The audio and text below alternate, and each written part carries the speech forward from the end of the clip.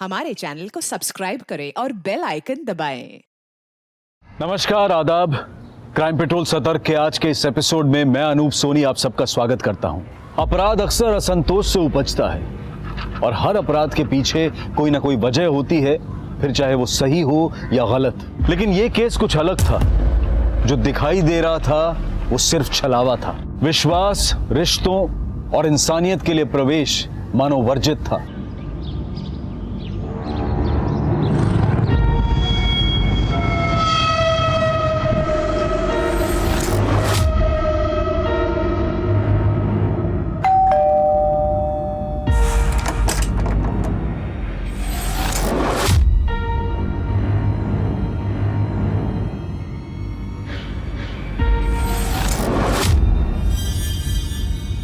पापा रुको।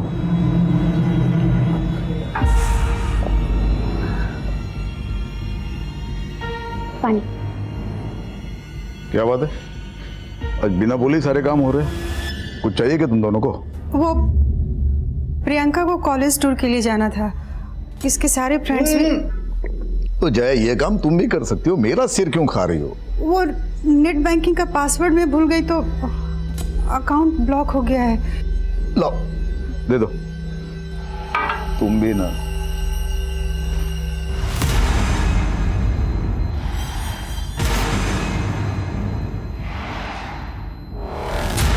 इस लड़की का फोटो क्यों रखा है फोन पर? मुझे इमोशनल ब्लैकमेल करना चाहती हो? ये लड़की मेरे लिए मर चुकी है। ऐसे मत बोलिए। आज जन्मदिन है रश्मि का। जन्मदिन उनका होता है जो जिंदा होते हैं। मरे हुए लोगों की बरसी मनाई जाती है। काश 25 साल पहले अपने हाथों से उसका गला दबा के उसे मार दिया होता, तो आज कम से कम उसकी वजह से समाज में बेइज्जत तो ना होना पड़ता।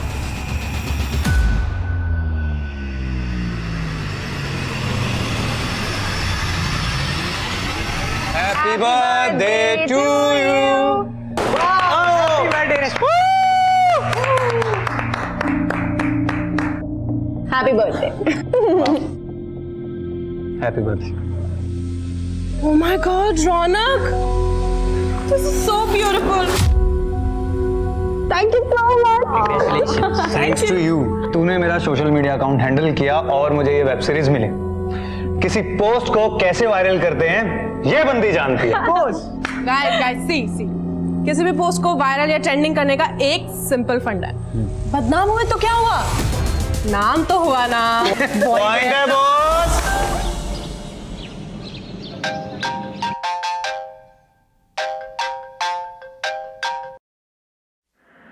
हेलो रश्मि,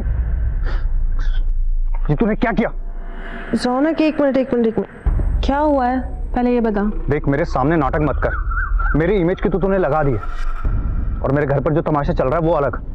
अगर मेरा करियर डूब गया ना, मैं तुझे जिंदा नहीं छोड़ूंगा। रौनक, पहले बदतमीजी से बात करना बंद करो और आराम से बताओ हुआ क्या है। अभी के अभी मेरा सोशल मीडिया चेक कर जाकर, पता चल जाएगा कि कल तूने क्या पोस्ट किया है।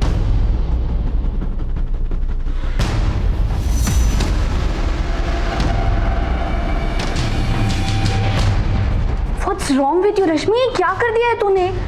यार पता नहीं कैसे हो गया ये, मुझे समझ नहीं आ रहा। मैं नशे में थी तो पता नहीं कैसी गलती हो गई यार। गलती? बहुत बड़ा कांड कर दिया है तूने।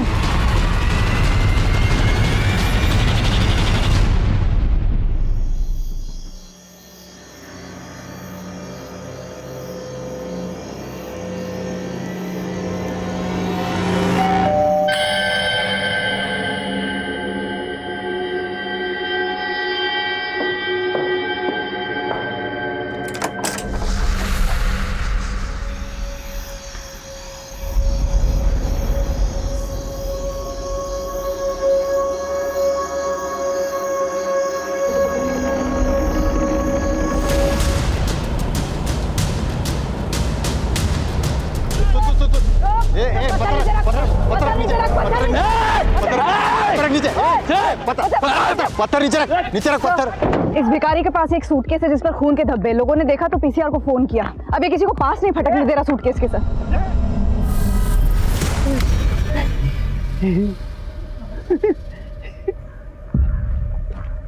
तूने क्या है सब? तूने मारा ना इस लड़की को? तूने सर एक second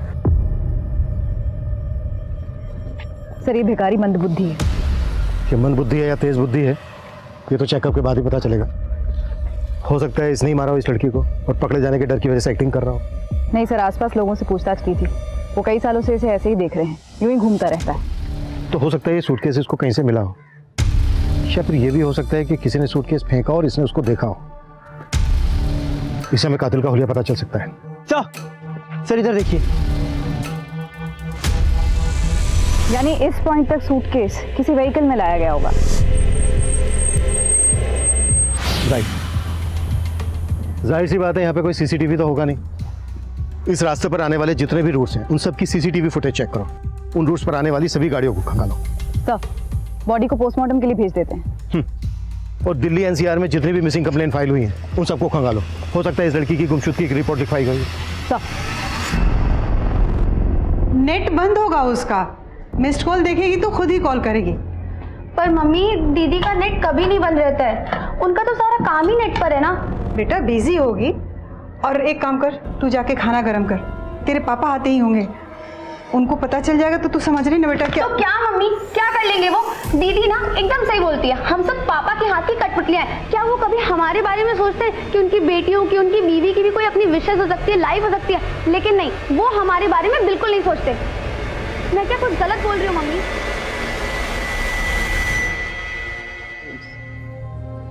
my life my rules. बताइए लड़की रेबल टाइप की होगी। वाह दी, कूल है ना? इसका मतलब है मेरी जिंदगी मेरे नियम, मेरी जिंदगी अपने हिसाब से चलाऊंगी, जैसे कि मैं हूं। तू जानती क्या है ये? क्या कर दिया? मुंह पर तो काली पोत चुकी हो तुम पहले ही, ये हाथ का भी सत्यानाश कर दिया। अब इसी तरह से ना यहाँ माथे पर लिख दिया हमारे कि नालायक बेटी का मजबूर बाप। पापा ऐसा भी क्या करते? अरे ये क्या कम कर दिया क्या तुमने? हाँ मिटा दे, मिटा दे। वो नहीं निकलेगा। अरे कैसे नहीं निकलता है देखते हम। पापा दीदी को दर्द होगा। आजा। पापा पापा पापा पापा नहीं, पापा प्लीज दीदी को दर्द हो रहा है, पापा प्लीज। पापा नहीं निकलेगा वो, प्लीज छोड़ दीजिए। याद रखना ये मेरा घर है, यहाँ सिर्फ मेरे नियम चलेंगे, यहाँ तेरा कुछ नहीं चलेगा।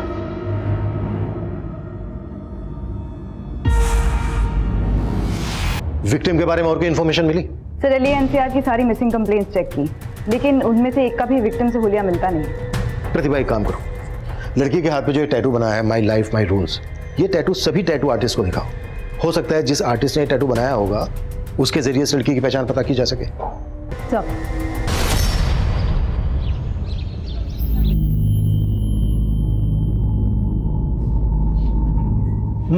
सब्जी देना। अरे देना।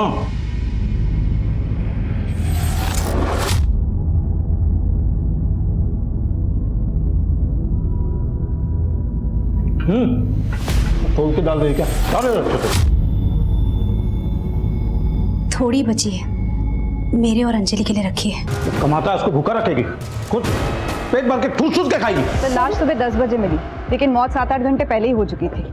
लाश 10 बजे मिली और उससे 7-8 घंटे पहले मर्डर हो चुका था, मतलब रात के कोई 2 से 3 के बीच में मर्डर हुआ होगा। जी सर, बॉडी के टुकड़े मारने के बाद किए गए, वो भी किसी तेजधार हथियार से। Sexual assault? बहुत ही ब्रूटली हुआ है, प्राइवेट पार्ट बुरी तरह से डैमेज। टैटू के जरिए लड़की के बारे में कुछ पता चला? तो सभी टैटू आर्टिस्ट का यही कहना है कि ये tattoo my life my rules 1-2 साल पहले काफी पॉपुलर हुआ था, तब कई लोगों ने बनवाया था। इनफैक्ट सर लड़की के कपड़ों से भी कोई क्लू नहीं मिला है। प्रतिभा एक काम करो, लड़की की फोटो सभी न्यूज़पेपर में पब्लिश करवाओ, शायद कोई आइडेंटिफाई कर ले। सर सरकार ने कल से धारा 144 लागू कर दी है। सुना है बहुत खतरनाक बीमारी है ये। अब पता है चाइना में तो कई लोगों की मौत भी हो गई वायरस की वजह से। अब पता नहीं क्या क्या दिन दिखाएगा ये कोरोना।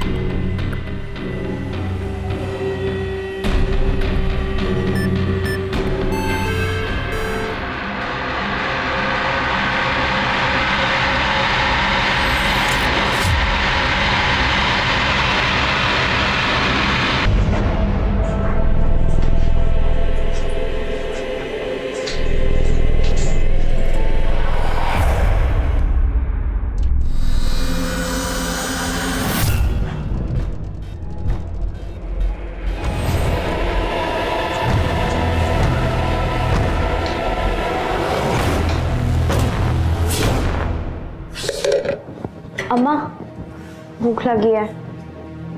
जा बैठ, मैं ला रही हूँ।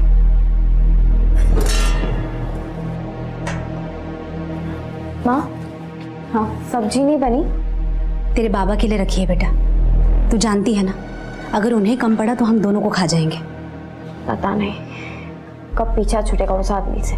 ऐसा नहीं बोलते बेटा, जैसे भी हैं तेरे बाबा हैं, और हमें जो भी मिल रहा है ना उन्हीं की वजह से मिल रहा है, समझी?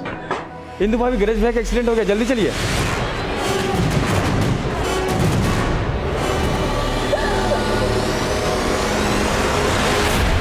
सब भिखारी की रिपोर्ट आ गई। क्राइम करना भले ही उसके बस की बात ना हो, पर देख तो सकता है। साइकोलॉजिस्ट ने उससे काफी देर बात की।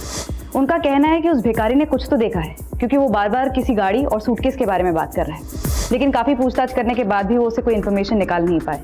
छोड़ दो उसको, लेकिन नजर रखो उस पर और अपने सारे खबरियों को एक्टिव कर दो। जब तक इस लड़की की हमें पहचान नहीं पता चल जाती, तब तक ये केस आगे नहीं बढ़ पाएगा। ये गंगा जमुना बहाना बंद कर, समझी? एकदम आवाज नहीं आनी चाहिए।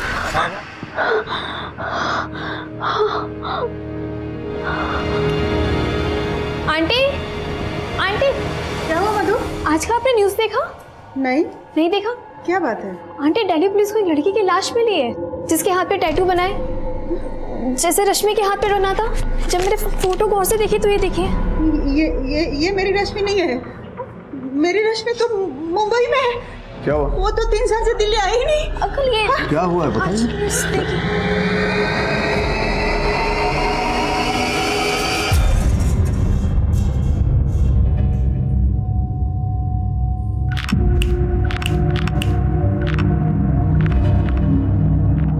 बेटा डरो मत, वो लड़के तुम्हें नहीं छेड़ेंगे अब। अच्छा बताओ, भूख लगी है? एक चाय और एक बिस्किट देना बच्ची को।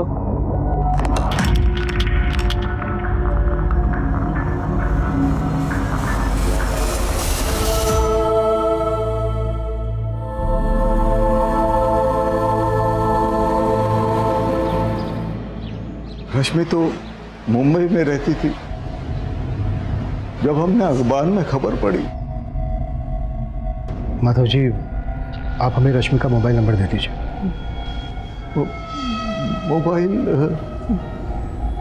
सर, वो रश्मि दीदी का फोन चोरी हो गया था, तब से उन्होंने नया नंबर नहीं लिया। ठीक है, आप हमें रश्मि का पुराना मोबाइल नंबर और मुंबई का एड्रेस दे दीजिए। आप लोगों की आखिरी बार कब बात हुई थी रश्मि के साथ? 6 दिन पहले ही बात हुई थी इंटरनेट पर। मुंबई में ही हो प्रियंका, और कहाँ जाऊंगी? रश्मि दीदी 3 साल हो गए, अब तो घर आ जाओ। देख, मैं उस जेल में वापस नहीं आ सकती, वरना जेलर साहब और पापा मेरी जान ले लेंगे। हम इंटरनेट के थ्रू ही बात किया करते थे। रश्मि कौन सी कंपनी में काम करती थी? कंपनी का तो नहीं पता, लेकिन किसी टैलेंट मैनेजमेंट कंपनी के साथ वो काम करती थी। रश्मि अगर मुंबई में रहती थी तो उसकी लाश यहाँ दिल्ली कैसे पहुंची होगी? मुंबई पुलिस से कांटेक्ट करो और रश्मि की सारी इंफॉर्मेशन निकालो। एक तरफ रश्मि के कातिल की तलाश पुलिस को मुंबई ले गई थी, तो दूसरी तरफ दिल्ली से सटे गाजियाबाद में भी एक बहुत ही बड़ी घटना घटी। सर, ये कुमार जायसवाल का घर है। सर, बड़े ही दबंग आदमी थे, अपने वार्ड के पार्षद भी रह चुके हैं। लाश से बदबू भी बहुत आ रही है, लेकिन ये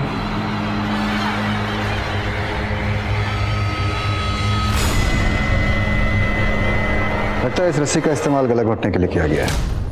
कांस्टेबल, इसको फॉरेंसिक जांच के लिए भेजो। अच्छा, घर में लूटपाट जैसी भी कोई घटना घटी है? हाँ सर, पूरा घर बिखरा पड़ा है। सबसे पहले लाश को किसने देखा? सर, इनके पड़ोसी अजीत महतो। साहब, 1-2 दिन से मैंने जायसवाल साहब को नहीं देखा, और जब ये थाली वाला कार्यक्रम हो रहा था उस वक्त में बाहर नहीं आए। अरे जायसवाल साहब,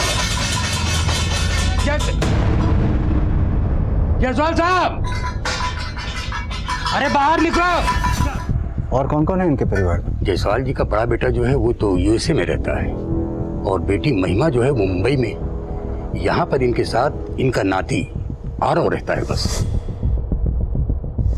और आरव अब कहाँ है? आरव को तो मैंने कई दिनों से नहीं देखा।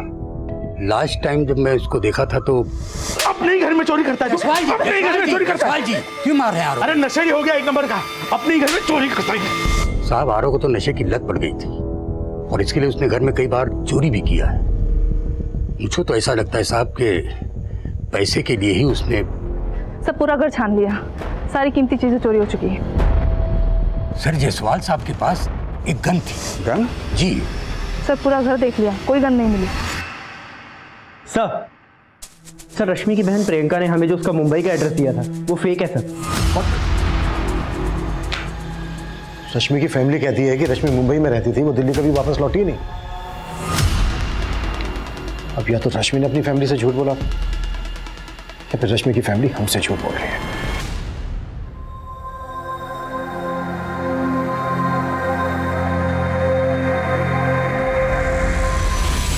बेटा मुंबई जाना जरूरी है क्या?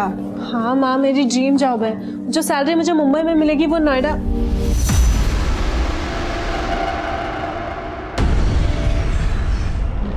ये सब्जी लाइए, ये रख दो। अगर मेरी मर्जी के खिलाफ इस दहलीज के बाहर किसी ने कदम भी रखा तो दोबारा वापस नहीं आ पाएगा। ठीक है पापा, नहीं आऊंगी वापस, आई प्रॉमिस। तो जाओ और वापस मत आना, और आ गई ना गलती से तो गलत आवा के यहीं पे खत्म कर दूंगा तुम्हें, तो काट काट के फेंक दूंगा तुमको।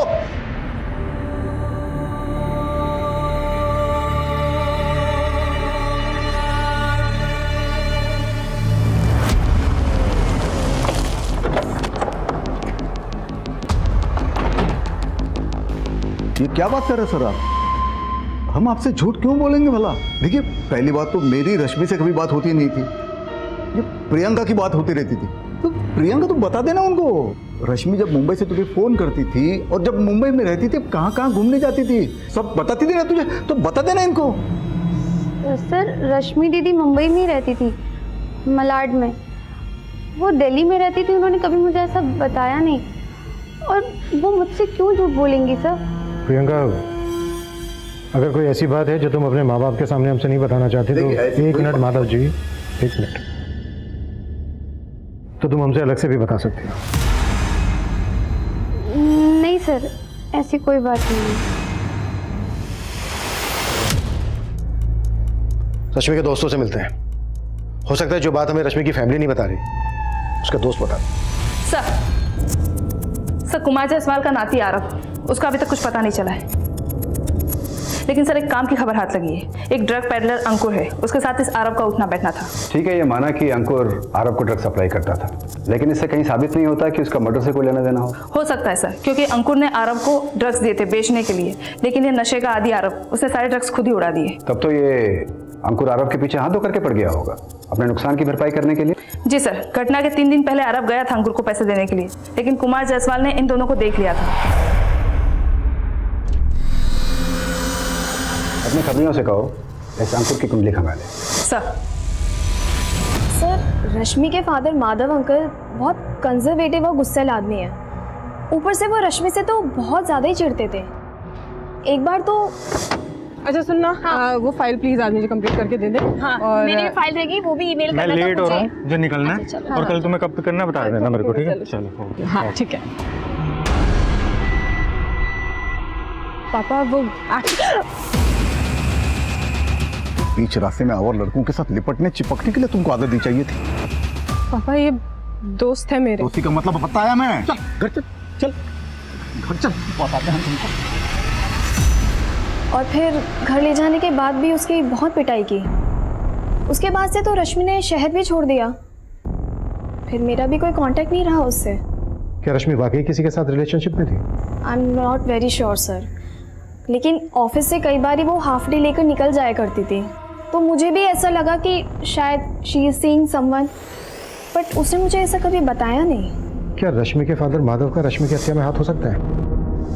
I am not sure sir, पर मैं रश्मि को उसके कॉलेज के टाइम से जानती हूँ।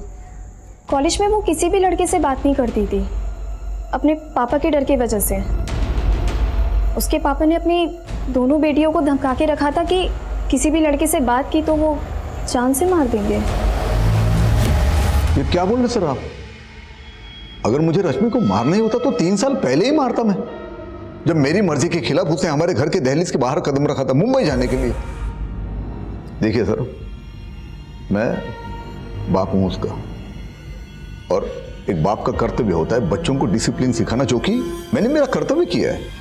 मैं बोल रहा हूं ना कि रश्मि के साथ ये जिस किसी ने भी किया है ना, उसे कड़ी से कड़ी सजा मिलनी चाहिए। तो मिलकर रहेगी, तो चाहे वो कोई भी हो, आप ही क्यों ना हो। अगर आपको यह लगता है कि यह सब मैंने किया है तो आप साबित करके दिखाइए। अब मैं चलूं?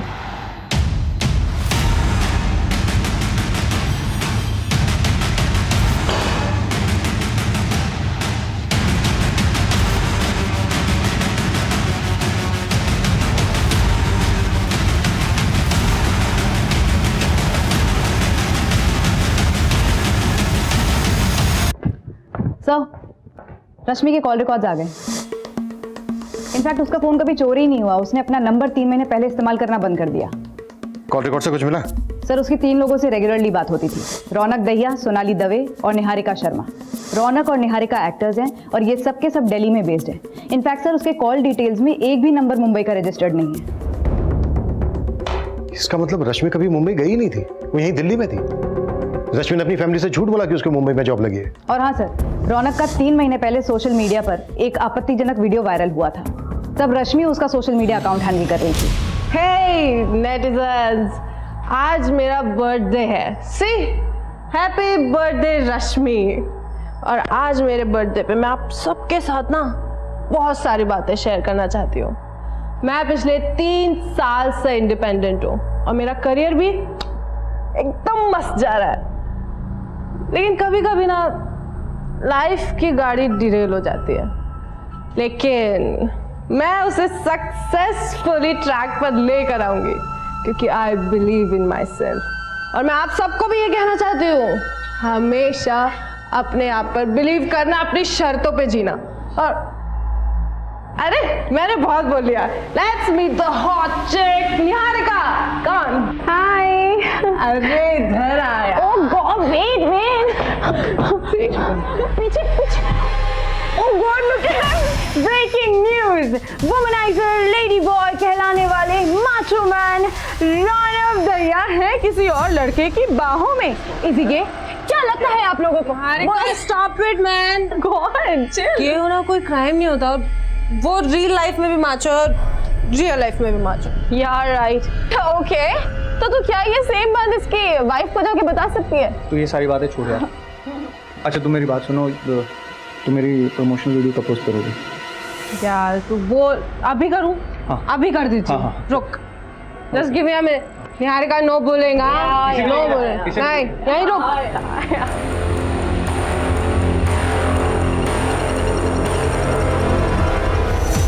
अगर मेरा करियर डूब गया ना, मैं तुझे जिंदा नहीं छोड़ूंगा। रौनक, पहले बदतमीजी से बात करना बंद करो और आराम से बताओ हुआ क्या है। अभी के अभी मेरा सोशल मीडिया चेक कर जाकर, पता चल जाएगा कि कल तूने क्या पोस्ट किया। पीछे देख, पीछे देख। रश्मि 3 महीने से अपना मोबाइल फोन यूज नहीं कर रही थी, इंटरनेट कॉलिंग पे बात कर रही थी। रौनक से मिलो। मैडम मैं दिल्ली में रहता हूँ और मैं उससे यहीं मिला था। रश्मि से आखिरी बार कब मिले थे तुम? मैं रश्मि से आखिरी बार उसके बर्थडे पार्टी पे मिला। उस रात को मैं कैसे भूल सकता हूँ? उस रात की एक वीडियो ने मेरा पूरा करियर बर्बाद कर दिया। मेरी वाइफ मुझे छोड़कर चली गई। मुझे तो लगता है कि उसे उसके किए की सजा मिल गई। बहुत बड़ा ब्लंडर कर दिया था रश्मि ने सर, इसलिए उसे कुछ दिनों के लिए अंडरग्राउंड होने को बोला था मैंने। और तकरीबन 3 महीने पहले उसने अपना फ़ोन इस्तेमाल करना छोड़ दिया था और अपना नंबर फिर उसने दोबारा कभी यूज़ नहीं किया। रश्मि यहाँ दिल्ली में कहाँ रहती थी? यही साउथ दिल्ली में रहती थी। रश्मि यहाँ जो साउथ दिल्ली में रहती थी वो एड्रेस देंगे आप हमें? या श्योर।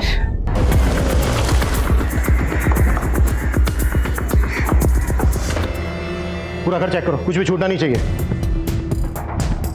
मर्डर के बाद ब्लड साफ करने की कोशिश की गई है, फिर भी ब्लड के निशान छूट गए। वो जो एक्टर है रौनक, उसकी कुंडली निकालो, उसके पास तगड़ा मोटिव है मर्डर करने का। आसपास चेक करो कि कोई सीसीटीवी है क्या। अगर मिलता है तो मर्डर वाले दिन की फुटेज चेक करो और रश्मि के मोबाइल का IMEI नंबर निकालो, पता करो कि उसमें कोई दूसरा नंबर एक्टिव हुआ था क्या।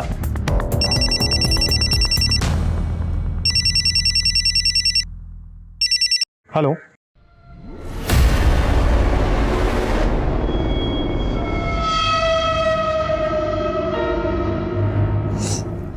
सब आपकी वजह से हुआ है। ना आप बेवजह शक करते उस पे और ना 3 साल से हमारी बच्ची इसी शहर में रह रही थी, लेकिन एक बार हमसे मिलने तक नहीं आई। इसी बात को तुम समझ नहीं रही हो जया। 3 साल से इसी शहर में थी ना, फिर भी उसने तुमसे झूठ बोला। अपने घर से ज्यादा उसे अपने आजादी प्यारी थी।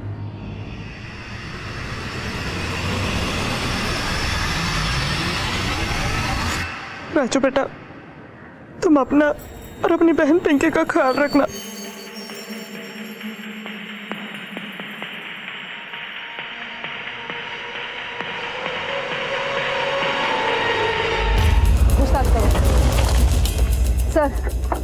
सर ये फैमिली 4 महीने पहले ही यहाँ शिफ्ट हुई थी।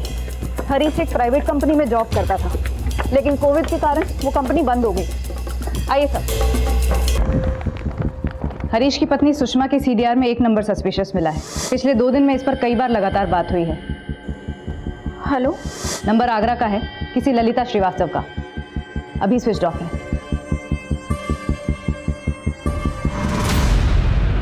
सर 5 साल पहले ललिता ने खुदकुशी की थी।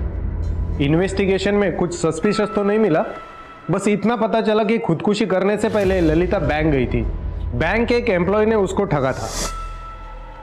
ठीक है, आप चिंता मत कीजिए, आपका काम हो जाएगा और 2 दिन के अंदर अंदर आपका पैसा आपके अकाउंट में आ जाएगा।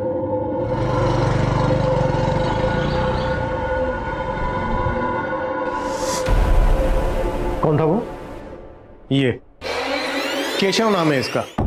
इसने ललिता को वादा किया था उनके जमीन पर वो लोन दिलवाएगा, लेकिन जमीन को धोखे से बेच दिया।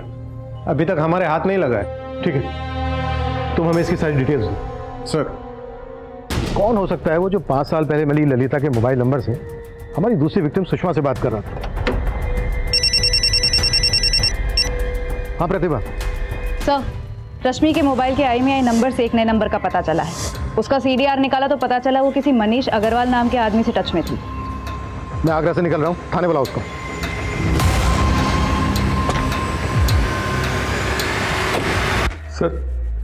सर रश्मि और मैंने शादी कर ली थी सर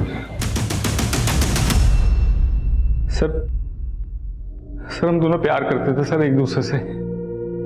हम दोनों ही अपने अपने घर से मुंबई में अच्छी जॉब का बहाना करके निकले थे, लेकिन शादी के बाद भी हम दिल्ली में ही थे सर।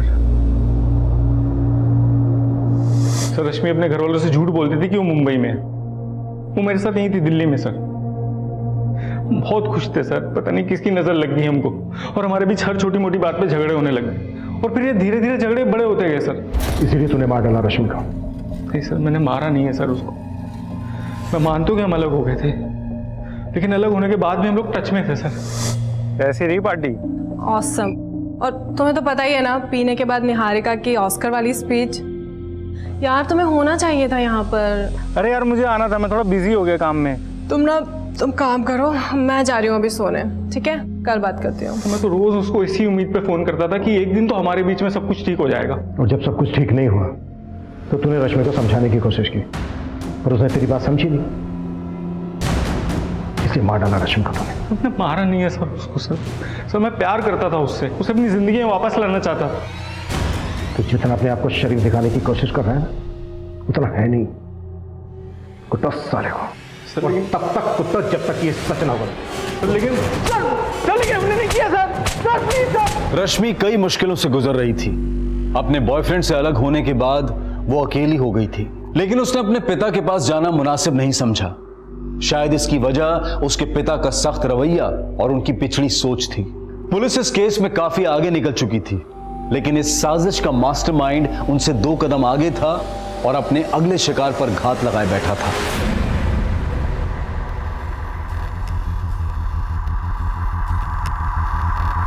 अंजलि बेटा, कितनी देर कर दी? सॉरी माँ, काम थोड़ा ज्यादा था। बस काम काम काम काम के चक्कर में ना तुम माँ को भूल जाएगी, है ना? अब आप नाराज मत हो। अच्छा एक काम करते हैं, हम ना आपका दिमाग ठंडा करने के लिए ठंडी ठंडी कुल्फी खाते हैं। यहाँ पास ही में बहुत अच्छी मिलती है। क्या हुआ? कुछ नहीं, चल। कब से बैठ के इंतजार कर रही थी मैं, अब आएगी अब आएगी।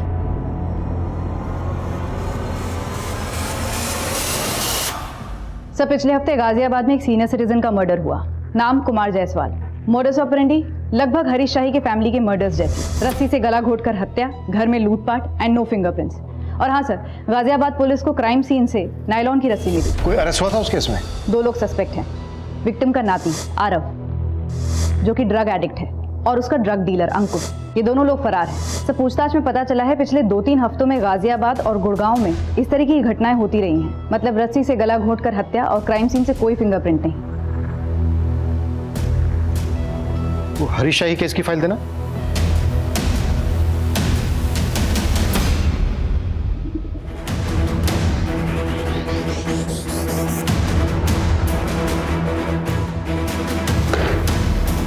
इसमें कोई डाउट नहीं है गाजियाबाद में हुए मर्डर का हरीश की फैमिली में हुए मर्डर से कनेक्शन है। ऐसी चीजें खंगालो जो इन मर्डर्स में कॉमन है। सर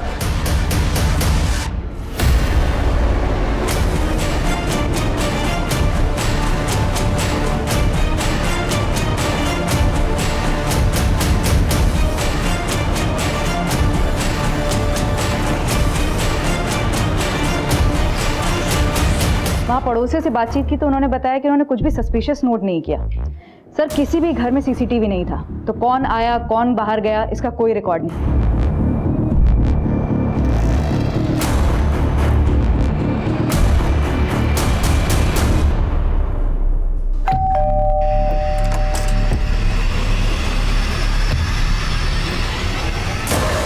ये देखो, दोनों ही केसेस में ब्लड टेस्ट करवाए गए हैं, वो भी एक ऐसी कंपनी से जो ब्लड सैंपल घर पर लेने आता है।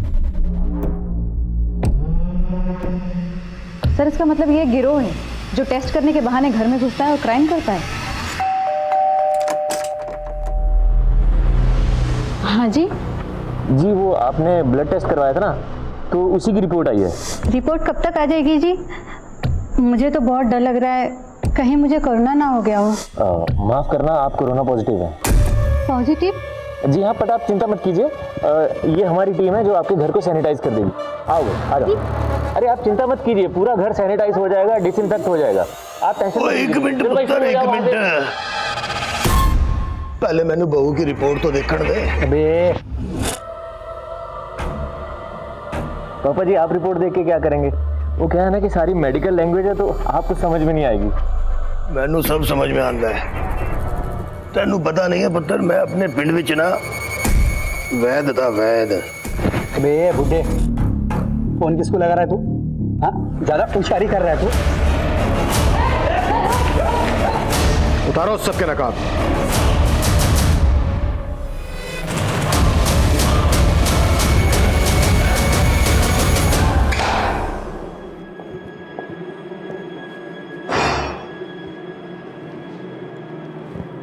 ललिता श्रीवास्तव तुम लोगों की पहली शिकार थी ना, जिसको लूटा तुम लोगों ने, जमीन हड़प ली उसकी। वो थी इतनी बेवकूफ कि उसको उल्लू बनाना बहुत आसान था सर। जब मैंने उसकी जमीन बेची तो आई थी मेरे पास रोती हुई। हाँ बोलिए, क्यों बुलाया मुझे यहाँ? प्लीज मेरे साथ ऐसा मत करो, वो जमीन मेरे लिए बहुत जरूरी है। देखिए, पेपर तो आप ही ने दिए थे ना मुझे। मैंने तो लोन के लिए दिया था। मैं कुछ नहीं कर सकता। अरे देखो, मैं मर जाऊंगी। आपको जो करना है आप कीजिए, मैं कुछ नहीं कर सकता। सीधे बोलो, किस किस का क्या क्या रोल था? सर बशीर एक कंपनी में काम करता था जो लोगों के। फिर अंजलि हर जगह जाके रेकी करती थी। हाँ सर, बहुत ही बेकार हालत में मिली थी सर मुझे, एकदम भूखी प्यासी। मेरे बाप से भी बढ़कर है वो, हमेशा अपनी बेटी की तरह ख्याल रखा। तब से मैं श्याम के साथ ही काम करती हूँ। जब हम लोग घर मार्क कर लेते थे तो उसके बाद अंजलि उस घर में जाकर ये देखती थी कि इस घर में कौन कितने बजे आता है, कितने बजे जाता है, कितने लोग रहते हैं, वो हमें पूरी रिपोर्ट देती थी। और सर नीलेश इस बात का ध्यान रखता था कि गाड़ी को कहाँ रोकना है, ne से निकलना, ताकि हम लूट करके फटाफट उस रास्ते से निकल जाए। और सर फिर हम पूरी तैयारी के साथ लोगों के घरों में जाते थे।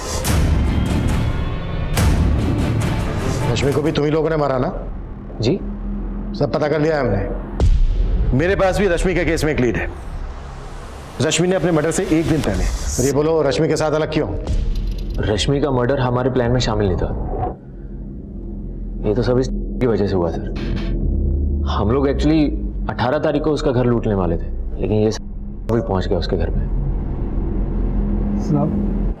जब वो अंजलि के साथ रिक्की पर गया था तब दिखी थी पहली बार रश्मि। उसको देखते ही मेरा बत्ती जल गया था। उसकी बॉडी को काटा क्यों? अब वो बैग के अंदर बॉडी आ नहीं रही थी। तो कितने लोगों को लूटा तुम लोगों ने? सर यही कोई 500-550 लोगों को ठगा होगा। इनकी चीखें 1 किलोमीटर दूर तक सुनाई देनी चाहिए पुलिस स्टेशन के। ये लो कुत्ता सालों को।